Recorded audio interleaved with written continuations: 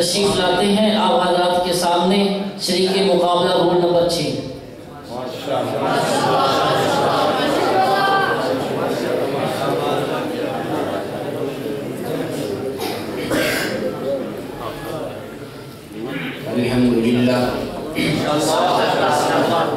الحمدللہ وکفا وسلام علی عبادہ الذین اصطفى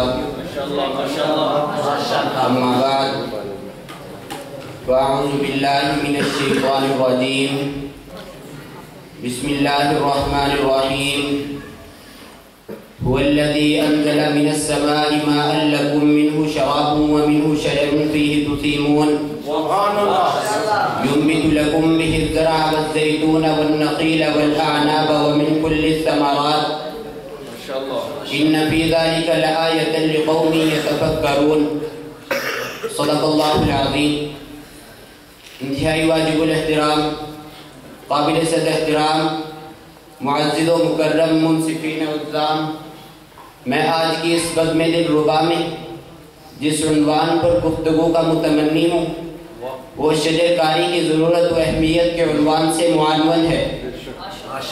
محترم سامعین، قدرت نے انسان کو بہت سے فوائد عطا کیے ہیں۔ اللہ رب العزت نے انسان کی تشکیل کے بعد انسان کی سہولت کے لیے بہت سی چیزیں پیدا کی، جن میں زمین، پہاڑ، آسمان، سورج، چاند، ستارے، سبزی، میوہ جات، دریا، سمندر، جنگل، درخت و شجر شامل ہیں۔ قرآن پاک میں مختلف حوالے سے شجر کاری کا ذکر آیا ہے۔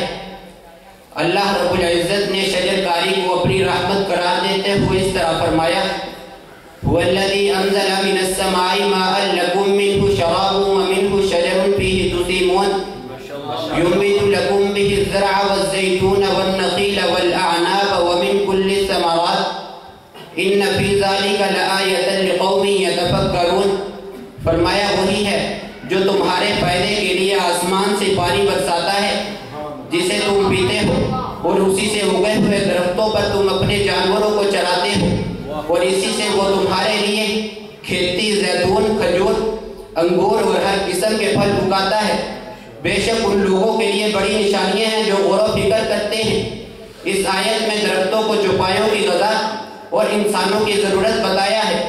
ایک جگہ شجر کو مبارکہ کے طور پر ذکر کرتے ہوئے فرمایا وہی ہے جس نے تمہارے لیے سبز درخت سے آگ پیدا کر دی جس سے تم یکایک آگ سلگاتے ہو۔ ایک جگہ اللہ تعالیٰ نے درختوں اور پودوں کے فائدے بیان کرتے ہوئے فرمایا ان کے رب نے شہد کی مکھیوں کے دل میں یہ بات ڈال دی کہ وہ پہاڑوں اور درختوں میں اپنا گھر بنائیں۔ جہاں پر درختوں اور پودوں کے فائدے بیان کیے وہاں پر ان کو کاٹنے کی مذمت بھی بیان کی ہے، ان کے کاٹنے والے کو ناپسند کیا ہے۔ ارشاد فرمایا جب وہ لوٹ کر جاتا ہے تو زمین میں فساد پھیلانے، کھیتی اور نسل کو برباد کرنے کی کوشش میں لگا رہتا ہے۔ اللہ تعالیٰ فساد کو ناپسند کرتا ہے۔ آپ صلی اللہ علیہ وسلم نے درخت کے فائدے کے بارے میں ارشاد فرمایا جو مسلمان درخت لگائے، کھیتی باڑی کرے اور اس میں پرندے، انسان، جانور کھائیں تو یہ اس کے لیے صدقہ ہے۔ آپ صلی اللہ علیہ وسلم نے ارشاد فرمایا جس درخت وغیرہ سے لوگوں کو فائدہ پہنچتا ہے اس کو نہ کاٹا جائے۔ حدیث نبی صلی اللہ علیہ وسلم میں ہے کہ آپ صلی اللہ علیہ وسلم حالت جنگ میں لشکر کو روانہ کرتے وقت ان کو دیگر ہدایات کے ساتھ ایک ہدایت یہ بھی فرماتے کسی کھیتی کو نہ جلانا، کسی پھلدار درخت کو نہ کاٹنا۔ قرآن و حدیث کی تعلیمات ہمارے سامنے ہیں۔ ہمارے لیے اچھا موقع ہے کہ اپنی نیکیوں میں اضافہ کریں اور اپنے ماحول کو خوشگوار بنائیں۔ درخت لگانے کے اور بھی فوائد ہیں۔ درخت پھل اور پھول دونوں دیتے ہیں جو انسان اور جانور دونوں کے کھانے کے کام آتے ہیں۔ درختوں پر پرندے اپنا گھر بناتے ہیں اور اس کی لکڑی جلانے کے کام آتی ہے۔ درخت کی لکڑی سے فرنیچر، دروازے، کھڑکیاں، پینسل، برتن اور سجاوٹ کے سامان بنائے جاتے ہیں۔ درخت سیلاب کو روک دیتے ہیں۔ درخت مسافروں کو سایہ مہیا کرتے ہیں۔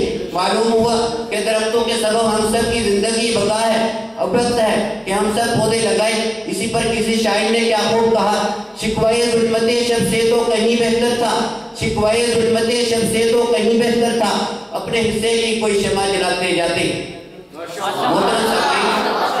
ایک درخت 18 افراد کے لیے ایک سال کی آکسیجن پوری کرتا ہے۔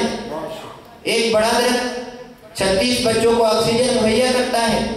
اور 10 ٹن ایئر کنڈیشن کی قیمتی ٹھنڈک پیدا کرتا ہے، اور اس کے ساتھ ساتھ درخت فضائی آلودگی اور شور کو کم کرنے میں اہم کردار ادا کرتے ہیں۔ ایک شاعر نے شجر کاری کی ضرورت و اہمیت کو یوں اجاگر کیا کہ ایک شجر ایسا محبت کا لگایا جائے، ایک شجر ایسا محبت کا لگایا جائے جس کا ہمسائے کے آنگن میں بسایا جائے۔ جناب من، آج سے 1400 سال قبل آپ صلی اللہ علیہ وسلم نے ماحول کو پاک صاف رکھنے اور فضا کو آلودگی سے محفوظ کرنے کی جو تعلیم و تلقین، اصولی ہدایات اور عملی اقدامات کیے، تینوں طرح سے ماحول کی پاکیزگی کو یقینی بنایا جائے اور آنے والی نسلوں کو درختوں کی اہمیت و افادیت بتائی جائے تاکہ وہ بھی ایک شجر سایدار کی مانند ہر شجر پر سایہ فگن ہو اور ہمارا مستقبل تابناک ہو۔ آخر میں اتنا ہی کہوں گا، کوئی بھی رت ہو چمن چھوڑ کر نہیں جاتے، کوئی بھی رت ہو چمن چھوڑ کر نہیں جاتے، چلے بھی جائیں پرندے شجر چھوڑ کر نہیں جاتے۔ وآخر دعوانا الحمدللہ۔